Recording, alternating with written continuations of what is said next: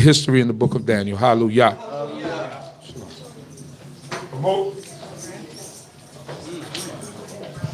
Hallelujah. Thanking the Most High God for our lives and thanking Him for strength, for good health, and the opportunity to be here to worship before Him on this day, and asking that He would continue to guide us and allow us to obtain knowledge, wisdom, and understanding. You may be seated. So we're asking that the Most High God would teach us, for we do thank Him for letting us know that He is the God of the universe, and we ask Him to give us the knowledge, wisdom, and understanding necessary in order for us to continue on in our lives and our service before Him.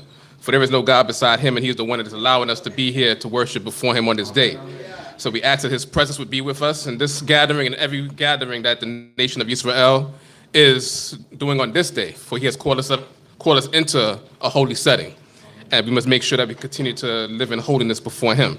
So we are continuing on in the book of Daniel, and we are up to chapter 11. So we're going to continue at this time. We're in the book of Daniel, which is Daniel, chapter 11, verse 1. Hallelujah. Hallelujah. And as for me, in the first year of Darius the Mede, I stood up to be a supporter and a stronghold unto him. And now I will declare unto thee the truth. Behold, there shall stand up yet 3 kings in Persia, and the 4th shall be far richer than they all.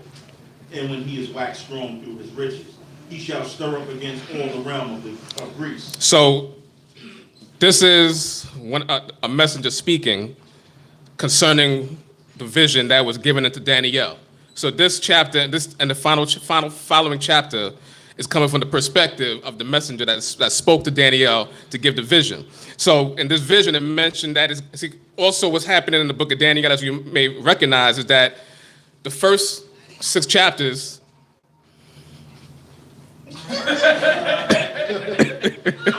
That was that song though. So what's happening in the first 6 chapters, it gives you a lot of history was taking place from the time Daniel got into Babylon up until when the Medes took over Babylon. And then now from 7 on, we're going back, but we're getting a lot of the visions that Daniel received, during different time periods. So this is now taking place during the first year of Darius the Mede. So that's, remember, the same Darius that was spoken about at the end of chapter 5 and in the beginning of chapter 6.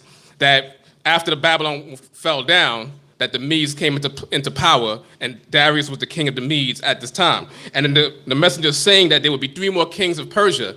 So now, based on the historical records, there was Cyrus that came up after. There's Cambyses. There was Darius the Persian, because Darius the Mede and Darius the Persian are 2 different Dariuses. So you have Darius the Persian. So that was the 3. And then it says the 4th one will be far richer than all of them. And that's the one that we know as Ahasuerus, which is in the book of Esther. And he's far richer than all of them, because remember, he's the one that had a 6-month party. And after that, has 7 days just for his peoples. So he was also the one that stirred up against the Greeks. Because that's the same one with the Spartans, that during his time, the Spartans was, even before the 300 story, there was the Battle of Thermopylae, which is sort of started all of this. So during his time is when the contention between Greece and Persia really started happening. So what we're reading here is actual historical data of what took place that we know in history. We could go back and see these things. So it talks about those 3 kings, and the 4th one, once again, is Ahasuerus. Then it talks about the contention they have with Greece. Continue. Great. And a mighty king shall stand up, that shall rule with a great dominion, and do according to his will. And we know that one to be Alexander, but Alexander didn't come in the time of Ahasuerus, but we know generations after that, once Greece actually took control of the known world at that time, Alexander was the one that caused the Greeks to get that power. Continue. 4.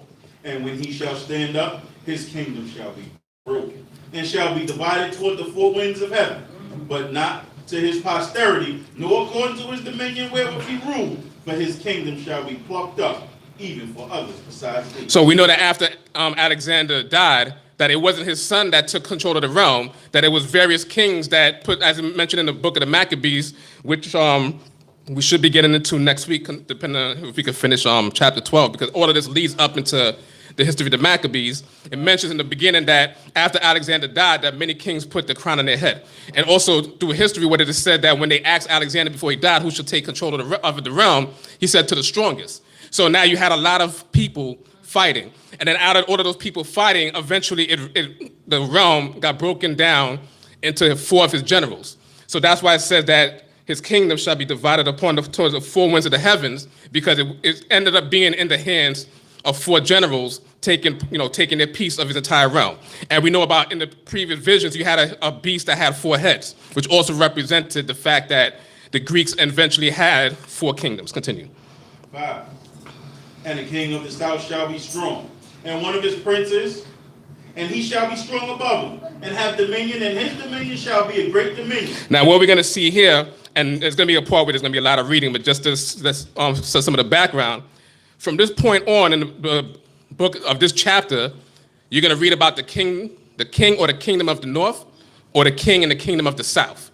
Now, that's coming from the perspective of the land of Yisrael, because out of those 4 kingdoms that the Greek kingdom was broken up into, you had 2 really strong ones that really are known, and you had the Ptolemies who took over Egypt, or Ptolemy the first who had Egypt, and then you had this Seleucus the first who was in control of Syria and the eastern part of Persia. Now, so when they talk about the king of the south, he's talking about Ptolemy in Egypt. The king of the north is talking about Seleucus to the north of Israel. Continue. 6. At the end of years, they shall join themselves together, and the daughter of the king of the south shall come to the king of the north to make an agreement, but she shall not retain the strength of her arm. Neither shall he stand nor his arm, but she shall be given up. And they that brought her, and he that begot her, and he that obtained her in those times. So once again, now what happened? This didn't happen in the first generation of Ptolemy the first and Seleucus the first. But what happened is there was fighting between the kingdom of the north and the kingdom of the south, between the Ptolemaic kingdom and the Seleucus kingdom. And in that next generation, what happened was Ptolemy II, in order to have peace with the kingdom of the north, or the Seleucid kingdom of the north, what he did was give his daughter, and you can look at the history, her name is Berenice, what he did was give his daughter to the king of the north in marriage in order to make a peaceful arrangement. But that didn't work out too well in the long run, and that's why it says that none of her seed gained strength. Nobody that came after her gained strength. But what happened after that is the original wife of the king of the north, whose name is Laodice, she poisoned Berenice and her family. And then now we're going to get into, because we're getting kind of ahead, so read the next part. 7. But one of the shoots of her roots shall stand up in his place, and shall come into the army, and shall enter into the stronghold of the king of the north, and shall deal with them, and shall prevail. And also their gods with their molten image, and with their precious vessels of silver and of gold, shall he bring into captivity into Egypt. And he shall desist some years from the king of the north, and he shall come into the kingdom of the king of the south, but he shall return to his own land. So her brother, in order to avenge her death and the death of all of the people the company that went with her to the kingdom of the north, her brother, who was Ptolemy III, went to avenge, and now you have the peaceful agreement that occurred from Ptolemy II with the king of the north by him giving his daughter to him.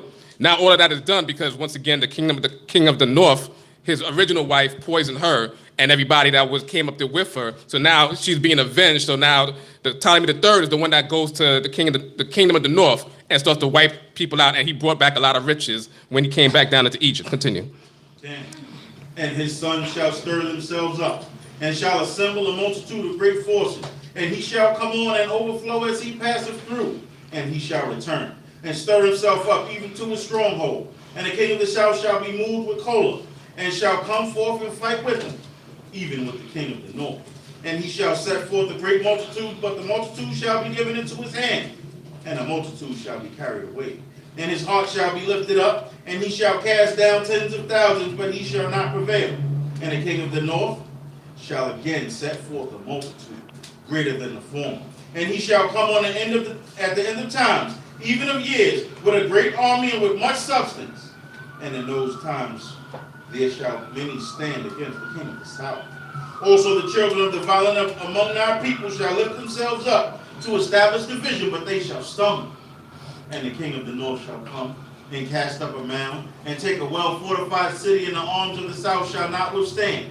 And as for his chosen people, there shall be no strength in them to withstand. So what's happening, and this is not the same, as we continue on, it's not the same king, because once again, throughout the kingdom of the south, you had Ptolemies who were all had the same surname, Ptolemy the first, Ptolemy second, third, fourth, and fifth going on down. But in the kingdom of the north, you had Seleucus the first, then you had the second, but you had Antiochus the first, then you had Seleucus the third, and then Antiochus the second. So, but those were just the surnames, but they had another name. Sometimes you might have they called the Ptolemy Philadelphius. You had Seleucus Soda. You had different names that would cause you to distinguish in history who was who. So what was just read is basically that throughout the process of time, you just have wars that are taking place between the kingdom of the north, the Seleucid kingdom, and the kingdom of the south, the Ptolemaic kingdom, and generation after generation, and after Berenice and her family were poisoned, the war started continuing on. But then you had most of the time that the Ptolemaic kingdom was winning all of the battles against the kingdom of the north. Continue.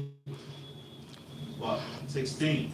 But he that cometh against them shall do according to his own will, and none shall stand before him. And he shall stand in the beauteous land, and in his hand shall be extermination. And the beauteous land we know is the land of Yisrael, because the land of Yisrael also changed hands between the kingdom of the north and the kingdom of the south, depending on who was the victor of a particular battle. So now I was talking about when the kingdom of the north actually won a battle, that they went into the land of Israel and were able to take over the land of Yisrael. Continue. 17. And he shall set his face to come with the strength of his whole kingdom, but shall make an agreement with him, and he shall give him the daughter of women to destroy it, but it shall not stand, neither be for him. So now what happened in order to try to make peace during this generation is that the daughter of the king of the north gave, the king of the north gave his daughter to the king of the south. Just like previous generations, it was the other way around, that in order for the kingdom of the south to have peace, he gave his daughter to the king of the north. Now you have the king of the north give his daughter, and that was actually Cleopatra the first, not the one that everybody knows about, but he gave his daughter Cleopatra to one of the Ptolemies in the south in order to try to make peace, but that didn't work out as well. As we see, because the prophecy is basically showing that there will always be wars between the kingdom of the north and the kingdom of the south. Continue. 18. After this, shall he set his face unto the Alps, and shall take many. But a captain shall cause the reproach offered by him to cease. Yea, he shall cause his own reproach to return upon him. Then he shall turn his face toward the strongholds of his own land, but he shall stumble and fall and shall not be found. So the king of the north basically was having wars not only with the king of the south, but also it mentioned that he had wars against the Isles. And it'll mention the Kittim, which is actually, people say is actually the island of Cyprus. But basically at this time you see that there's a lot of fighting, and the Romans eventually start getting power at this time also. And remember, they're also part of that Mediterranean Sea region. So there's wars coming in from all fronts against the kingdom of the north, because basically by the end of the chapter, it's focusing on the kingdom of the north and all of the wars and all the trouble and turmoil that they had during their time. Continue. 20. Then shall stand up in his place one that shall cause an exactor to pass through the glory of the kingdom. But within a few days he shall be destroyed, neither in anger nor in battle. And in his place shall stand up a contemptible person, upon whom had not been conferred the majesty of the kingdom, but he shall come in time of security, and shall obtain the kingdom of blandishments. By blandishments. He shall obtain. So now from this point on, we're talking about one king from the kingdom of the north, and that's Antiochus the fourth, known as Antiochus Epiphanes. So now it says that he shall stand up a contemptible person, a vile person. We've seen in other chapters it talk about that one horn that would speak, on a conspicuous horn that speaks, great words against the Most High. He was originally imprisoned in Rome, and through history, as vile as he was, and we're going to see also some violence that he had within him in this chapter. As vile as he was, it seemed that he had a gift of speech. He was imprisoned in Rome, and he was able to talk his way out of prison and being a prisoner in Rome, and had him come out, and his nephew went in his place in order for him to take control of the Seleucid kingdom when his father passed away. And also remember that it mentioned that in Daniel chapter 9, that when we talk about the 70 weeks and then the final week, that this one, the desolator, which is he'll be also known as the desolator in this chapter, spoke, or he made a covenant with the people of the land during half of that week. And we read in the book of the Maccabees how how Antiochus went into the land of Israel during that time, and he made a covenant with the people. But this was the people that already had strayed from the way of the Most High God. Right. The one that we read about that uncircumcised themselves. The ones that went into the gymnasiums. So he had a way of speaking to people in order to get things in his favor. Right. So he made a lot of covenants, he made a lot of promises, but it was all for his favor and all for his benefit. And once he got the minds of the people on his side, then he was able to show forth what he really wanted to do. Continue. 22. And the arms of the flood shall be swept away from before him, and shall be broken. Yea, also the prince of the covenant. Because what he did also, and I don't think that's mentioned in the book of Maccabees 1, but he also killed the reigning high priest in order to put a high priest that he wanted in there. So what he did was put a high priest, I believe he killed the high priest Onias, or that might be the one he put in.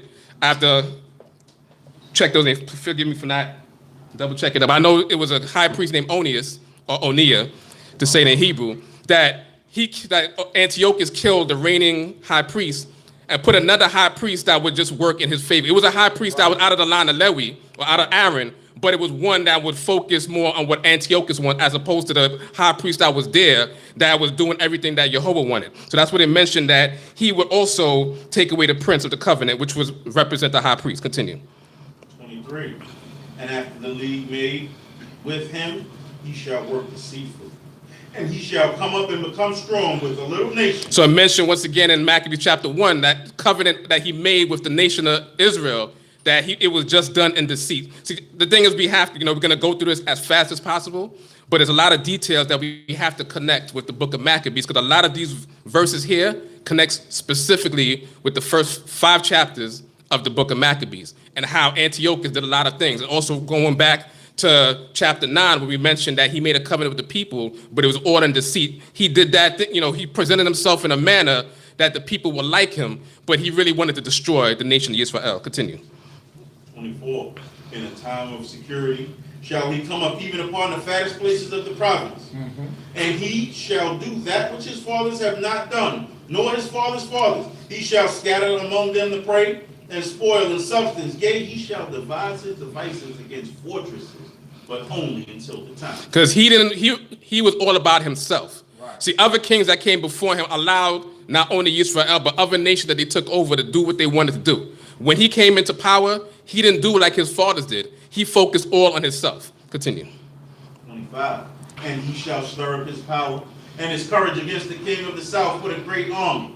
And the king of the south shall stir him up to battle with a very great and mighty army, but he shall not stand, for they shall devise devices against him. Yea, they that eat of his food shall destroy him, and his army shall be swept away, and many shall fall down slain.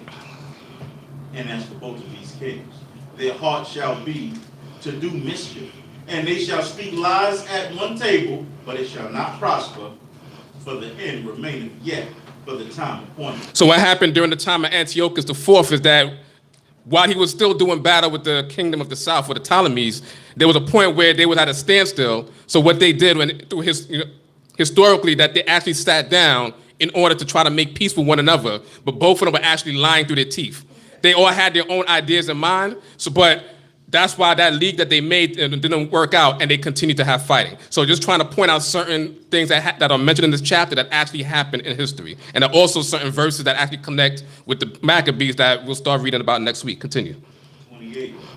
And he shall return to his own land with a great substance, and his heart shall be against the holy covenant, and he shall do his pleasure and return to his own land. So in Maccabee chapter 1, we'll read in the beginning that Antiochus, while he was leaving Egypt with riches, that he made a pit stop in Israel. And that's when he started to ransack the temple. And that's when he took a lot of things out. But that happened, and it mentioned that happened in the 143rd year of the reign of the Greeks, that when on his way back to his own kingdom, he made a stop in Israel, and then he destroyed the temple and took a lot of the golden vessels out of the temple itself before he went back. Continue. 29.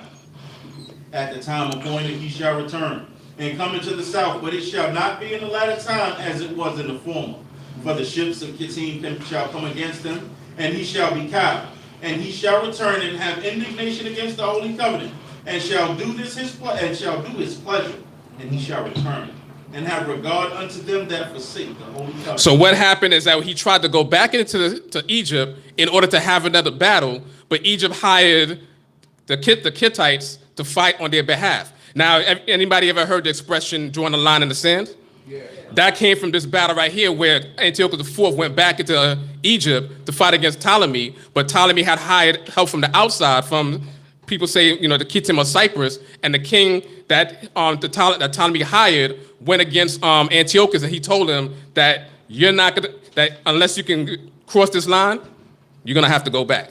He said, once you cross this line, prepare for battle. So that's where that term in history comes with drawing a line in the sand, because what that king actually did was draw a line in the sand and says, once you cross that line, be prepared for what's gonna happen at this point. So now that, because Antiochus saw the force that was on the other side of that line in the sand, he decided to pack up and go back home. But on the way back home, once again, where does he have to pass through? Israel. So now, because he's upset, he took it out on Israel. Continue. 31. And arms shall stand up on his part, and they shall profane the sanctuary, even the stronghold, and shall take away the continual burnt offering. And they shall set up the detestable thing that calleth performance. And that is the particular thing that we read about in chapter 8 and 9, called the Abomination of Desolation. And in the book of Maccabees, it mentions the Abomination of Desolation that Antiochus IV set up in the Holy Temple. And that is known historically as the image of Zeus. And it's called the Abomination of Desolation because, number one, it's an abomination. And once he actually set that up, and it mentioned he set it up in the 145th year of the kingdom of the Greeks in the 9th month. And all of these dates are actually important because it relates back to chapter 9, which mentions specifically how everything takes place within 7 years. So it took place in that 3.5 years, or that middle of that week of years, that's when he set up the Abomination of Desolation in the temple. And that caused many to flee out of Jerusalem and to go into the mountains. And that's where we get into the history of the Maccabees, and where, Judas Maccabee's father actually leaving and also setting up shop in Modin, because those people wanted to leave the Holy Temple. Once they saw that, everybody was like, we out of here. It was bad enough that there was many Israelites that turned away from the covenant, was wrestling in the gymnasiums and doing a lot of freakish stuff. But once the Holy Temple was desecrated to that manner, people said, we're just out of here. Sometimes enough is enough. And then people said, we have to leave, and we're going to continue to serve God on our own. Because once people start to do abominable things in our sight, it's time to go. And continue. 32. And such as do wickedly against the covenant shall be corrupt by blandishment, but the people that know their God shall show their strength. So there were people that did wickedly against the covenant, the ones that uncircumcised themselves, the ones that wrestled in the gymnasiums, or the ones that wanted to be like the Greeks or Hellenized or be Hellenized. But then it said the people that know their God shall show their strength. And that's when we get the history of the Maccabees coming into place, because now those are the people, them and other people wanted to hold fast to the covenant of God, and they started to show their strength. Continue. 33. And they that are wise among the people shall cause the many to understand. Yet they shall stumble by the sword and by flame and by captivity and by the spoil many days. Because we remember, and Judas Maccabee's father, and I keep forgetting Judas Maccabees' father's name, but remember when... Mattathias. No. Mattathias.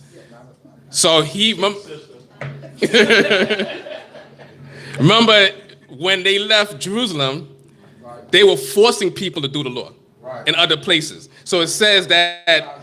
And they that were wise among the people shall cause many to understand. They were forcing people to do the law. They left Jerusalem because of the Abomination of Desolation, but then they wanted to make sure that everybody else was doing the law, because sometimes you have to force people to do the law. Right, the Chassidim, and they were also causing people to do the law. They were circumcising the kids and the children, and because what they couldn't do in Jerusalem, they started doing in other cities. Torah, continue. 34. Now when they shall stumble, they shall be helped with little help, but many shall join themselves unto them with blandishments. And some of them that are wise shall stumble, to refine among them, and to purify, and to make white, even to the time of the end. For it is yet for the time appointed. So that little help was that battle that took place in order to cleanse the temple. That it's a little help because it didn't help our situation overall. It was a battle that caused us to get hope, but in the long run, the temple was still destroyed later on. Not immediately, but we know that in 70 CE, that's when the temple was finally destroyed again. But that little help caused the temple to be cleansed and caused the worship to come back once again. Continue. Oh, that's where the purifying and to make the white to the time of the end is that there was a period of time during what we know as the Chanukah time period that they rededicated the temple, and that's when they started to purify things once again. Continue. 36. And the king shall do according to his will. And he shall exalt himself and magnify himself above every god, and shall speak strange things against the God of gods. And he shall prosper till the indignation be accomplished, but that which is determined shall be done. So he magnified himself above every god, because even though he set up the Abomination of Desolation, which was the image of Zeus, so it seemed that he would worship Zeus, he thought that he was actually God. And that's where his name of Antiochus Epiphanes means God manifests.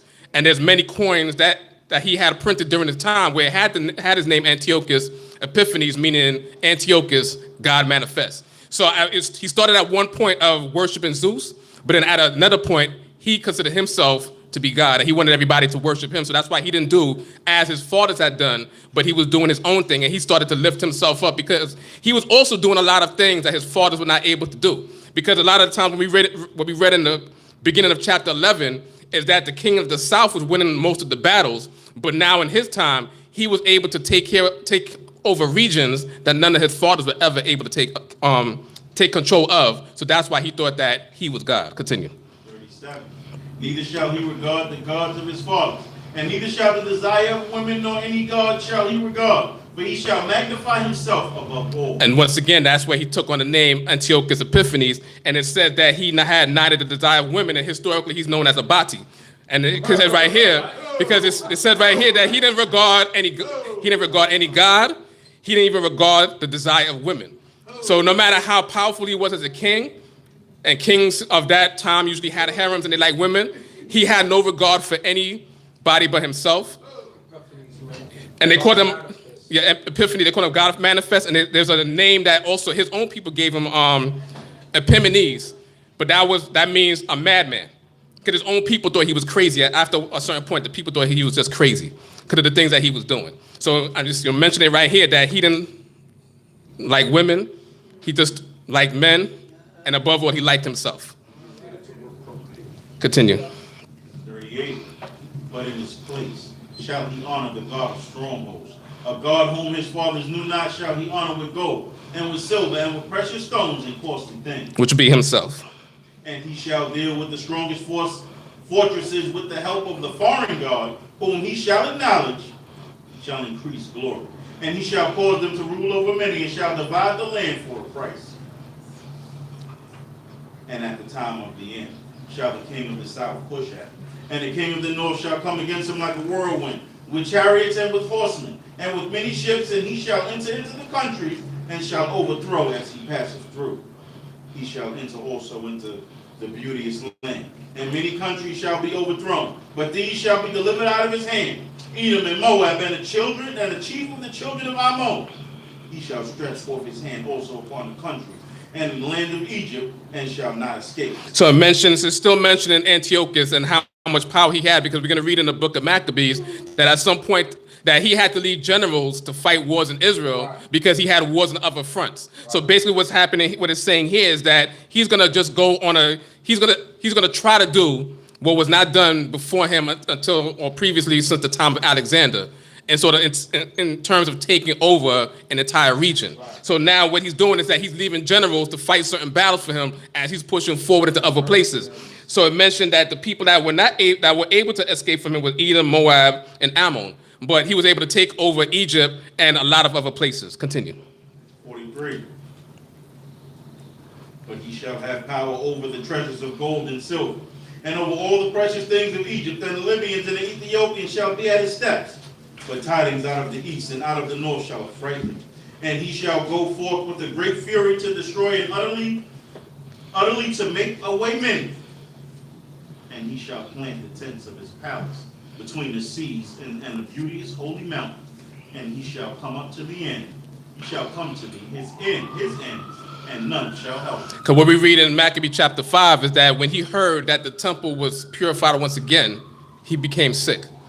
So the only person that took him down was the Most High. He didn't die in battle. He didn't die, he didn't have any treachery in his kingdom. People in his kingdom didn't like him, but it wasn't like they had a coup. He just died. And that's what it's mentioning here, that this person would come to his end and there'll be none to help him. Because no one can, when you become sick, the only one that you could pray to would be the Most High God. So it wasn't anybody coming against him in battle to kill him. There wasn't no doctor to come and save him. But then he was really in the mercy of the Most High. And him thinking that he was God himself, he was not able to save him with his own self. And that's what it's mentioning here, that he did a lot of fighting. He took over a lot of territory, but in the end he died, and it wasn't in battle. Now we're going to go into chapter 12. Now, a lot of what took place in the last 10 or so chapters will actually happen at the same time. And chapter 12 is also happening at the same time as the end of chapter 11. It goes down to a certain point, then it went back up. So there's a lot of power in canonization and in translation. Because now when you read chapter 12, it starts off by saying what? Chapter 12, verse 1, Hallelujah. Hallelujah. And at that time shall Michael stand up, the great prince who standeth for the children of thy people, and there shall be a time of trouble, such as never was since there was a nation, even to the same time. Right. And at that time thy people shall be delivered, every one that shall be found written in the book. So now in that first verse it says, and at that time shall Michael stand up. Now if you didn't read chapter 11 and it says at that time, what are you thinking? You think about sometime in the future. But when this was written, the writer didn't write, and none shall help him, and they write a 12. And they write, and at that time shall Michael. The writer continued writing. So all of this happened at the same time that Antiochus was still alive. So when it says at that time, Michael, because remember Michael, when we read in the previous chapters, was the prince that fought on behalf of the nation of Yisrael. Because in Daniel's vision, and it's not to say that these things were actually happening on earth, but what the vision is Daniel is receiving is that every nation had what they would call a guardian angel. Now what happened is that people take this book, and then when you read Revelations and other writings, that came after the book of Daniel, they took what was here and actually made it into reality. So it's not that Michael was an actual person, but it's a vision of Daniel showing that there's somebody defending the nation of Israel, just like other nations may have a guardian angel over them, but it's not to say that this was actually happening. It's like Samars are called, we refer to the book of Kings, where it mentioned that in a vision that a lying spirit, but that's not something about the prophet saying that the lying spirit came to him in order to, or came down to lie to the king. It's not that actually happened, but that prophet would just speak in a vision just to make something plain in the minds of the people. So that's what we were seeing here, is that there's a vision that Daniel is receiving, that there are actual guardian angels over nations, but it doesn't mean that that's actually what's taking place, because we know that God does everything by himself. Amen. So it mentioned that at that time. So now that phrase is very important, because now when we continue to read in chapter 12, as it was mentioned, that a lot of people think that this is about something that's going to happen in the future, but chapter 12 already happened. Because chapter 12 starts up by saying, at that time, that Michael shall stand up, the great prince who stands for the children of thy people, and there shall be a time of trouble. Remember in chapter 9, that during those 70 weeks, that you had the first 7 weeks that took place, and then that's 70 in those 62 weeks of years, which is 434 years, that there was it mentioned that there'd be a lot of trouble for the nation of Israel during that time. So now it's when it mentioned that Michael shall stand up, but he'll be silent, meaning that there'll be a time of trouble for the nation of Israel. And no matter how much fighting that Michael, proverbially would be fighting for the nation, he wouldn't be able to do anything at this time, because we know beyond that, because there were so many sins that we committed as a people, God allowed nations to take over us and to do what they wanted with us. So it was God that actually allowed these nations to come and do what they did to us. Continue. 2. And many of them that sleep in the dust of the earth shall awake, some to everlasting life, and some to reproaches and everlasting abhorrence. And they that are wise shall shine as the brightness of the firmament. Mm-hmm. And they that turn the many to righteousness as the stars forever and ever. So 2 and 3 together, because once again, when you think of 12 as a future event, you start thinking resurrection. When you start thinking of 2 and 3 as an event that already happened and connecting it with verse 3, it mentions also in chapter 11 that those that were wise would cause other people to become wise. So there would be a period of time, during that final week, once that abomination of desolation was set up, and that the wise people left Jerusalem, but they started to make righteousness increase around Jerusalem. So they caused people that would, so to speak, sleep, that were dead, that were not doing anything. they caused some to wake up and say, we have to fight this battle. That's where the everlasting life came from, because they had to fight this battle. Then others said, nah, we're just going to continue doing our Hellenistic ways. So some started doing righteously, some continue to do wickedly. So verses 2 and 3 have to be connected together, and also realizing the entire chapter 12 is happening during the time that that Antiochus is still king of the kingdom of the north. Continue. 4. But thou, O Daniel, shut up the words and seal the book, even to the time of the end. Many shall run to and fro, and knowledge shall be increased. Then I, Daniel, looked, and behold, there stood other two. The one on the bank of the river on this side, and the other on the bank of the river on that side. Remember previously, a lot of Daniel's visions took place while he was standing by a river. Not the same river all the time, but by a river. One chapter mentioned the river Ulal, the other was the Tigris River, or the Hiddekel River, as it mentioned in the scripture. So he's having his vision once again by standing by a river. Continue. 6. And one said to the man clothed in linen, who was above the waters of the river, how long shall it be to the end of the wonders? And I heard the man clothed in linen, who was above the waters of the river, when he lifted up his right hand and his left hand unto heaven, and swore by him that liveth forever, that it shall be for a time, times and a half. And when they have made an end of breaking in pieces the power of the holy people, all these things shall be finished. So remembering, and we're going to try to finish all of this, and then at the end, if time permitted, we'll go back and cover some details that were skipped over. The times and a half. Because the question is asked, how long shall this take place? Chapter 7, it mentioned times and a half. Chapter 9, it mentioned it as half of the week. A time would be 1 year.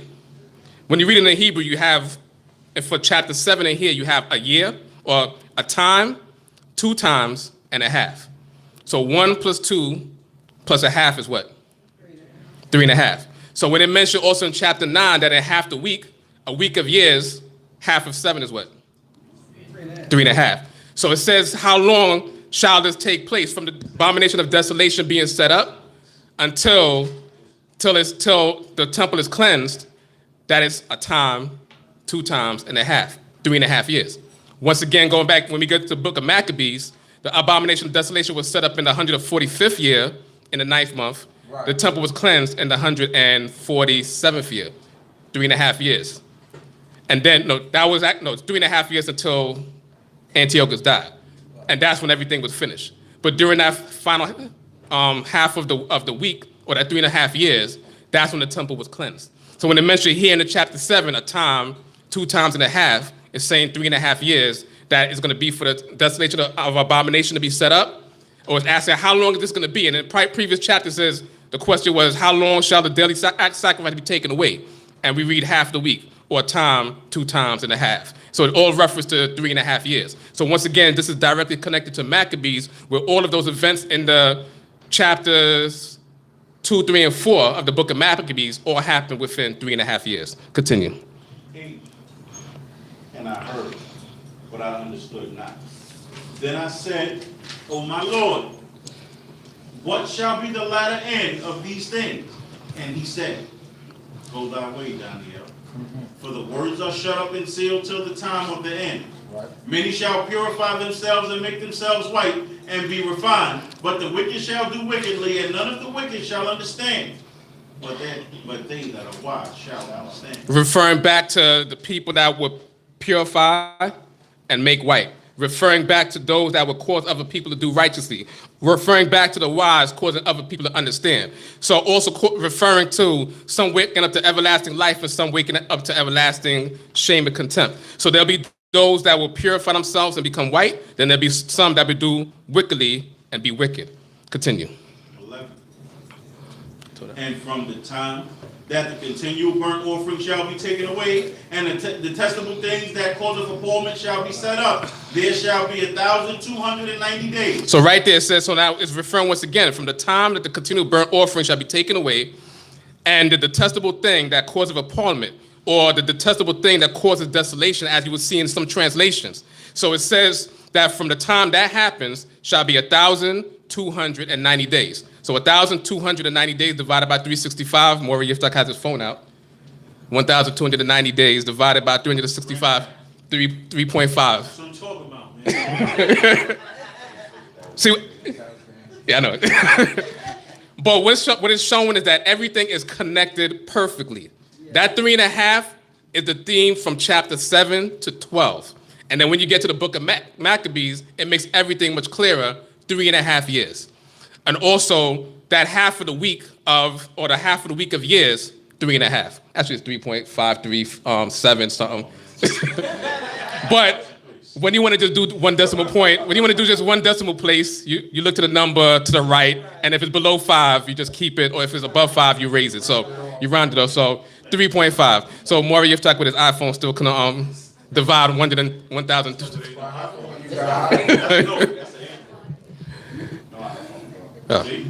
I was trying to. So 1,290 days divided by 365 years. So it's saying that from the time that so it's saying that from the time that the abomination of desolation, or in this translation, the detestable thing that causes appallment, shall be set up, and the daily sacrifice taken away, will be basically saying it's 3.5 years. Then the temple will be cleansed again, which we know in the time of the Maccabees, they cleansed the temple exactly in the day and the month exactly that the abomination was set up. Continue. 12. Happy is he that waiteth, and cometh to the 1,305 and 30 days. Which is 45 days later after that, because what happened, and it doesn't give that time period specifically in the book of Maccabees, but once everybody left, then they had some, basically saying like a month and a half later, that's when you have those that was thought to get strong, or those that will remain weak. Continue. 13. Go thou thy way till the end be, and thou shalt rest, and shalt stand up to thy lap at the end of days. Hallelujah. Hallelujah. So we thank the Most High God for allowing us the opportunity to read this now, speaking about the end of days with the little bit with the time that we have left. Because the end of days, when people think of that, think of a future event that will end time. Quates, Yamim, is the actual Hebrew term. Quates means end, Yamim is days. In this chapter, it's translated as end of days.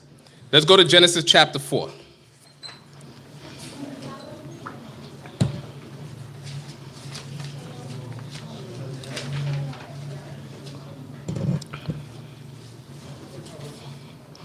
I would specifically read from, you can read 1, but we're going to focus on 3 just to get the sense of the entire thing.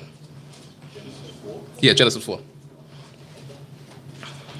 Genesis chapter 4, verse 1. Hallelujah. Hallelujah. And the man knew Eve, his wife, and she conceived and bore Cain, and said, I have gotten a man-child with the help of Yahweh. And she bore his brother Abel, and she again bore his brother Abel. And Abel was a keeper of sheep, but Cain was a tiller of the ground. And in the process of time it came to pass that Cain brought of the fruit of the ground as an offering unto Yahweh. So now if you look in the Hebrew for verse 3, it says, Quates hayamim. The translator says in the process of time. But if you was to go exactly like how they did in Daniel, it said at the end of time, Cain brought fruit. But it didn't mean that, end of time. It means after a process of time. So Quates hayamim just means after time passes. It doesn't mean the end of the world, as many would be led to believe when reading this verse right here. We could go to, because there's actually. Can I ask something? Yeah. But when it speaks about end of days, right? Yeah. You have different instances where it speaks about, like in Joel, where it speaks about fire and destruction. But then there's a point in period in time where the Most High God said he will renew the earth, right? And then from that, he's going to set up one from the seed of David or the seed of Jesse to sit on the on the throne in the time to come. In the time to come. Right. So end of days, like you said, could be an end of a period of time, but there's also points in the Tanakh where it speaks about end of days being a time of destruction. Not specifically. Like the phrase end of time, whether in English or in Hebrew, just means that after time. I understand what you're saying. because like I'm just trying to show verses that they use the same phrase, end of times, but it just talk about after time passed. Like those phrases, I mean, those incidents that you talk about doesn't say end of time in those passages. We know that that's the time to come because it says in the time to come. But that actual phrase, end of time, refers to just time being passed, right? After a certain time passed, and it never refers to an event or something that's going to destroy or change or alter how the world operates. I'll just, since I'm flipping, I'll just 2 Kings chapter 7, verse 7, and it says, and it was so because the children of Israel had sinned against Jehovah their God, who brought them out of the land of Egypt from under the hand of Pharaoh, king of Egypt, and had feared other gods. And then it talks about what took place when God took the northern kingdom away. But it says, CHOKMAH YAH, which means literally end of days. Also, there's Jeremiah, I believe it's 16. The other two I have to look up again, but there's one in Jeremiah and one in Nehemiah, where it says CHOKMAH YAH, and it doesn't mean the end of time, but it just means as time has passed. So just wanted to mention that, with the time that we had left, that end of days doesn't mean, like Chief Uziel is trying to point out, it doesn't mean an apocalyptic event that actually alters history. The phrase actually means when time passes. But what happens is they translate end of times in Daniel to be so exact that now the world is thinking that these events in chapter 12 are going to happen in the future due to an apocalyptic event. But from the beginning of chapter 12, it says at that time, talking about the time when King Antiochus is alive. And then by the end of 12, it mentions the 3.5 years between the time that the Abomination of Desolation is set up to the time that the temple is purified once again. So all of these events in the book of Daniel have already happened.